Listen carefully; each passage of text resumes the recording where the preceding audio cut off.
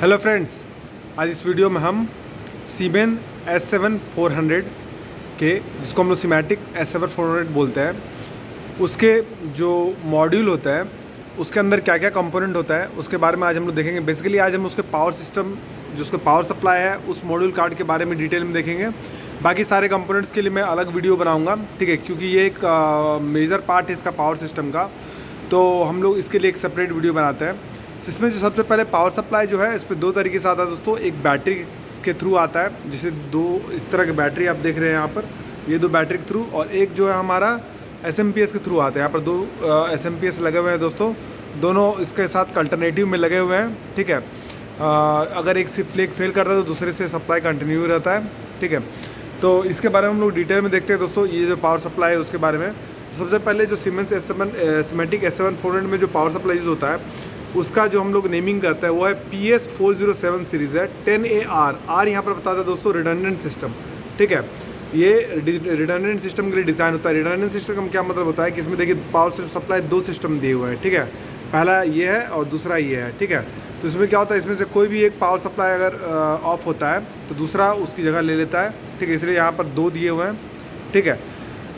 इसमें क्या होता है दोस्तों, जो इनपुट वोल्टेज का रेंज होता है वो होता है 84 वोल्ट से लेकर 264 वोल्ट AC का, और 88 से 300 वोल्ट DC का, ये इसका पावर सप्लाई रेंज होता है। और आउटपुट वोल्टेज का जो रेंज होता है वो होता है 5.1 वोल्ट अप टू 10 एम्पियर्स के लिए, और 24 volt DC up to 1 ampere के लिए।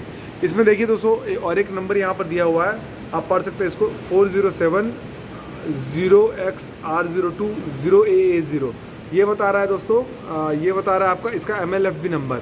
किसी भी मॉड्यूल का अपना एक MLFB नंबर होता है। तो जब हम लोग इसको हार्डवेयर में डिज़ाइनिंग करते हैं, जब PLC में जो इसका हार्डवेयर को हम लोग PLC में जब डिज़ाइन करते हैं, जब कॉन्फ़िगर करते हैं, तो यही MLFB नंबर मैच होना चाहिए, तभी वो सिस्टम एक्सेप्ट करता है। तो हर एक मॉड्यूल में अपना एक MLFB नंबर रहता है, ठीक है। तो इसके नीचे का जो बैजिंग है उसमें सीमेंस लिखा हुआ है, देखिए। अब ऊपर से हम लोग एक से एक कंपोनेंट के बारे में देखते हैं। सबसे पहले INTF जो लिखा हुआ है, अब ऊपर में देख सकते हैं, इसका मतलब होता है इंटरनल फॉल्ट का। उसके बाद आता है BAF यानी कि बैटरी फॉल्ट। उसके बाद आता है BATT1F यानी कि बैटरी 1F फॉल्ट। यहाँ पर देखिए दो बैटरी फॉल्ट दिया गया दोस्तों, BATT1 यानी बैटरी 1 ये, और दूसरा बैटरी 2 ये। तो अगर दोनों में से किसी एक में फॉल्ट आता है तो वो येलो इंडिकेशन ग्लो करता है। तो देखिए इसमें येलो इंडिकेशन ग्लो कर रहा है, इसका मतलब बैटरी 2 में फॉल्ट है, ठीक है। उसके बाद आता है DC 5 वोल्ट, दो आउटपुट है, 5 वोल्ट है, 24 वोल्ट है, दोनों हेल्दी होना चाहिए, दोनों ग्लो कर रहा है, तो ये हमारा कंडीशन है। उसके बाद आता है दोस्तों FMR स्विच। FMR स्विच क्या बताता है, फॉल्ट रिमूविंग स्विच बताता है, यानी कि इसका मतलब है, सपोज़ कीजिए कि इसमें कुछ फॉल्ट आया है, ठीक है, और हम लोगों ने उस फॉल्ट को डायग्नोस किया है। उसके बाद उस फॉल्ट को डायग्नोस करने के बाद इस स्विच को हम लोग एक बार ऑन करते हैं, ठीक है। ऑन करने से क्या होता है दोस्तों, ऑन करने से यानी रिसर्कुलेट करते हैं, ऑफ ऑन करते हैं, उससे क्या होता है कि जो फॉल्ट है वो आइसोलेट होके ये एक्नॉलेज करता है कि ये अब सिस्टम हेल्दी है, ठीक है। तो जब भी कुछ भी ऐसा रिस्टोर करते हैं तो वो ब्लिंकिंग होता है, उसको हम लोग ऑन एंड ऑफ करने से वो ब्लिंकिंग चला जाता है और वो स्टेडी स्टेट हो जाता है, बशर्ते कि हमें हमारा जो कंडीशन है वो कंडीशन सेटिस्फाई होना चाहिए। उसके बाद ये हमारा stand by on main switch है, तो इसके बारे में हम लोग डिटेल में देखेंगे, हमेशा आई में ऑन होना चाहिए, ठीक है। उसके बाद यहाँ पर इंडिकेशन है दोस्तों, बैटरी 2 या ऑफ या बैटरी 1 में है, उसके बारे में हम लोग डिटेल में देखेंगे, ठीक है। तो ये इसका कंपोनेंट है, तो आइए एक एक करके हम लोग डिटेल में देखते हैं क्या है। तो हम लोग डिफरेंट कंडीशन देखते हैं दोस्तों, ठीक है। जो हमारा इंटरनल फॉल्ट है INTF, उसके बारे में हम लोग पहले देखते हैं। तो INTF को और DC 5 वोल्ट और 24 वोल्ट को एक साथ हम लोग लेते हैं, ठीक है।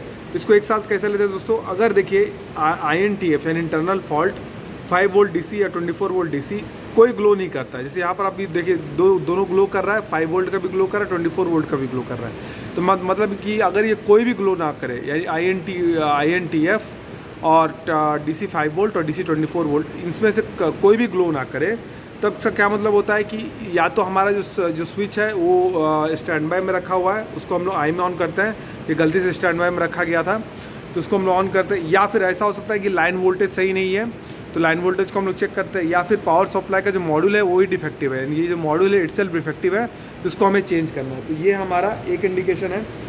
दूसरा इंडिकेशन क्या है दोस्तों, दूसरा इंडिकेशन है कि अगर मान लीजिए कि INTF यानी इंटरनल फॉल्ट ग्लो नहीं करता है, DC 5 वोल्ट ग्लो कर रहा है यानी वो सही है, DC 24 वोल्ट ग्लो नहीं कर रहा तो हम लोग DC 24 वोल्ट को चेक करेंगे कि इधर उसमें ओवर वोल्टेज आया है या वो पावर सप्लाई जो है वो शॉर्ट सर्किट है, तो उसके हिसाब से हम लोग चेक करते हैं। ठीक है, अगर INTF ग्लो करता है यानी इंटरनल फॉल्ट ग्लो करता है, दोनों में से कोई भी एक ना हो यानी 5 वोल्ट का 24 वोल्ट का दोनों में ओवर वोल्टेज आता है, ठीक है, तो उसके केस में हम लोग क्या करते हैं, हम लोग मॉड्यूल को चेक करते हैं और हमें अगर नेसेसरी पड़े तो इस मॉड्यूल को हम लोग चेंज करते हैं। ठीक है, तो ये हमारे DC 5 वोल्ट, DC 24 वोल्ट और इंटरनल फॉल्ट का आपस में इंटरकनेक्शन। अब आइए हम देखते हैं BAF और BATT1F और BATT2F, इसके बारे में हम लोग कुछ देखते हैं। ठीक है, देखिए दोस्तों, इसको हम लोग इन कंजंक्शन में देखते हैं कि यहाँ पर देखिए, यहाँ पर जो सिलेक्शन है अभी यहाँ पर देखिए BATT2 पे सिलेक्शन है, BATT1 पे सिलेक्शन है। ठीक है, अभी BATT2 पे सिलेक्शन है, उसके साथ ये LED इंडिकेशन क्या बता रहा है दोस्तों, तो देखिए अगर 2 पे सिलेक्शन है तो इसका मतलब है क्या कि अगर ये BATT मान लीजिए कि ये BATTF1 पे सिलेक्ट रहता, अभी यहाँ पर 2 पे सिलेक्टेड है, मान लीजिए कि ये BATT1 जो 1 है उस पर सिलेक्ट रहता, तो क्या होता है अगर सारा यानी BAF, ये BAF, BATT1F, BATT2F ये सारा का सारा डार्क रहता है यानी कोई भी ग्लो नहीं करता, तो ये हेल्दी इंडिकेशन बताता। और ये बताता कि BATT1 पे अगर सिलेक्शन इसका 1 रहता, अभी ये 2 पे अगर 1 पे सिलेक्शन रहता तो ये बताता कि BATT1F जो है वो हेल्दी है। ठीक है, और एक्सटर्नल वोल्टेज बैकअप यानी BAF जो है आपका एक्सटर्नल बैकअप को बताता है, यानी कि बैकप्लेन बस में वोल्टेज सही है या नहीं है। ठीक है, जो एक्सटर्नल पावर सप्लाई के थ्रू होता है तो वो हेल्दी है। ठीक है, तो आइडियल कंडीशन में ये तीनों का तीनों हमें ग्लो नहीं करना चाहिए। ठीक है, तीनों का तीनों हमें डार्क होना चाहिए। ठीक है, तो ये बताता है। ठीक, अच्छा दूसरा केस क्या है कि अगर मान लीजिए कि BAF ग्लो करता है, ठीक है, लेकिन BATT1F और BATT2F वो डार्क है। ठीक है, और ये जो स्विच है वो BATT1F पर, इसको हम लोग इंडिकेशन स्विच बोलते हैं दोस्तों, बैटरी डॉट INDEC का मतलब होता है इंडिकेशन स्विच, यानी ये 1 पे अगर है और अगर BAF ग्लो कर रहा है और BATT1F ग्लो नहीं कर रहा है, 2F ग्लो नहीं कर रहा है, कोई भी ग्लो नहीं कर रहा है, ठीक है, और 1 पे पोजीशन है, तब बैटरी 1 ओके है और एक्सटर्नल बैकअप नहीं है, क्योंकि BAF जो है वो ग्लो कर रहा है, इसका मतलब एक्सटर्नल बैकअप नहीं है। मैंने आपको क्या कहा कि हेल्दी कंडीशन में ये तीनों BAF, BATT1F यानी बैटरी 1F और बैटरी 2F ये तीनों के तीनों ग्लो नहीं करने चाहिए। लेकिन अगर BAF1 ग्लो कर रहा है और ये जो सिलेक्शन है वो बैटरी 1 में है, इसका मतलब क्या कि बैटरी 1 हेल्दी है, क्योंकि बैटरी 1F ग्लो नहीं कर रहा है, बैटरी 2F ग्लो नहीं कर रहा है, लेकिन BAF ग्लो कर रहा है। इसका मतलब है क्या है, ये सिर्फ सिस्टम बैटरी 1 पे ही बैटरी 1 हेल्दी है इसके केस में, क्योंकि 1 का सिलेक्शन किया हमने। अगर 2 पे सिलेक्शन करेगा और अगर वो भी हेल्दी है तो उसका मतलब 2 भी हेल्दी है, यानी कि दोनों बैटरी हेल्दी हो जाएगा। लेकिन BAF अगर हेल्दी नहीं है, इसका मतलब बैक प्लेन बस में इसका अपना वोल्टेज नहीं है। ये दोस्तों एक रैक पे सिचुएटेड होता है जिसमें कि बहुत सारे इंटरफेस मॉड्यूल होते हैं, CP कार्ड होता है, CPU होता है, इसी में ET स्टेशन लगा रहता है, ET200M लिंक लगा रहता है, तो उसके लिए हम सेपरेट भी ले सकते हैं, एक साथ भी ले सकते हैं। वो देखिए यहाँ पर ET स्टेशन लगा हुआ है। तो हम लोग आज सिर्फ पावर सप्लाई के बारे में देख रहे हैं। तो ये हमारा इंडिकेशन हो गया BAF का, यानी BAF अगर ग्लो कर रहा है, बैटरी 1F या बैटरी 2F ग्लो नहीं कर रहा है, और अगर जिसमें भी सिलेक्शन है तो उसका स्टेटस वो बताता है कि वो हेल्दी है। लेकिन back plane BAF since glow कर रहा है, इसका मतलब है कि इसमें फॉल्ट है, तो बैक प्लेन बस में हमारा एक्सटर्नल सप्लाई नहीं है। ठीक है, अच्छा दूसरा केस देखते हैं कि अगर BAF और BATT2F यानी कि बैटरी 2F या BAF वो दोनों डार्क है, लेकिन बैटरी 1F ग्लो कर रहा है। ठीक है, तो इसका मतलब है क्या कि या तो बैटरी 1 में फॉल्ट है तो हमको इंसर्ट करना है, नया बैटरी को चेंज करना है। देखिए दोस्तों, जब भी हम बैटरी को चेंज करते हैं तब भी ये क्या होता है, चेंज करने के बाद जो बैटरी 1F में मान लीजिए फॉल्ट है, बैटरी 1F को हम लोगों ने चेंज किया, तो उसके बाद बैटरी 1F क्या होगा हमारा, वो ग्लो करता रहेगा। ठीक है, ब्लिंक करता रहेगा। ठीक है, वो जो ब्लिंक करता रहेगा, उस ब्लिंकिंग को अगर हम लोग को हेल्दी करना है तो हमको क्या करना पड़ेगा, FMR स्विच को ऑफ करके ऑन करना पड़ेगा, तो वो स्टेडी स्टेट में आ जाएगा। तो FMR स्विच बेसिकली आपको क्या बताता है कि फॉल्ट क्लियर करने के बाद नॉर्मल कंडीशन को लाने के लिए FMR स्विच को हम लोग यूज़ करते हैं। ठीक है, ठीक, अच्छा उसके बाद तो और एक कंडीशन क्या हो सकता है कि अगर BAF और BATT1F ये ग्लो करता है लेकिन BA2F डार्क है, इसका मतलब है क्या कि बैटरी 1 मिसिंग है, तो उसके लिए हम FMR करते हैं। सिमिलरली बैटरी 2 के लिए भी यही करेंगे हम लोग।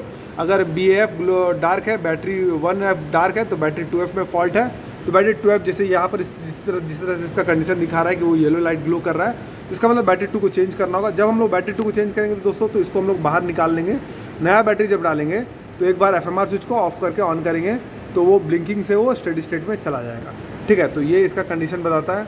ठीक है, सिमिलरली इसी तरह से इंटरनल फॉल्ट और DC 5 वोल्ट 24 वोल्ट के केस में भी यही होता है। अगर हमने 5 वोल्ट का सप्लाई रिस्टोर कर दिया है और वो अगर ब्लिंक करने लगा तो FMR स्विच को हम लोग ऑफ करके ऑन करेंगे तो 5 वोल्ट जो है हमारा स्टेडी स्टेट हो जाएगा। 24 वोल्ट का सप्लाई को हम लोग रिस्टोर कर दिया है तो वो अगर ब्लिंक करे तो हम लोग FMR स्विच को ऑफ करके ऑन करें तो वो स्टेडी स्टेट हो जाएगा। अगर वो फॉल्टी नहीं है तो वापस से जो हमने लगाया वो हेल्दी है या नहीं है वो हम लोग को चेक कर लेना है। ठीक है, तो ये सारे इसके कंडीशंस हैं।